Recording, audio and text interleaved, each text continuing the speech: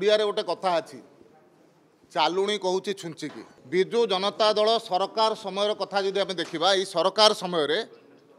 ओडिशा रे अपराध एवं अपराधी संख्या बढ़ी एवं सबुठारु सांघातिक कथा होचे जे एनसीआर भी रिपोर्ट कहूँ ओडिशा महिला हिंसा रे सबुठारु गतिशील राज्य 27% अभिवृद्धि होती प्रतिदिन आम देखुचु नारी निर्यातना अपहरण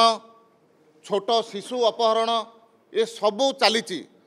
किंतु सरकार तरफ कौन प्रकार कार्यानुष्ठान निया जाऊ नहीं एवं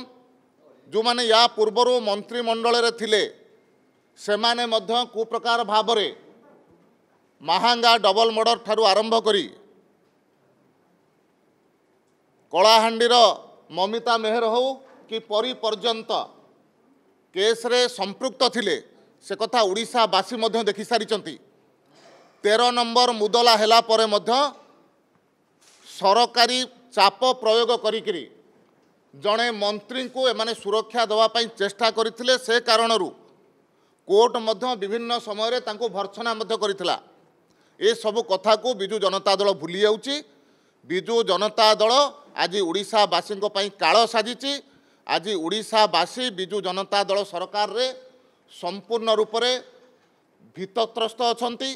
एवं से कारणरू ओडिशावासी आज आक्रोश बिजु जनता दल प्रति बढ़ी एवं बिजु जनता दल से आक्रोश रे समाप्त हब भारतीय जनता पार्टी आशीर्वाद पाइकरी आसंता निर्वाचन रे ओडिशावासी सेवा करने निश्चय सुजोग पाइब।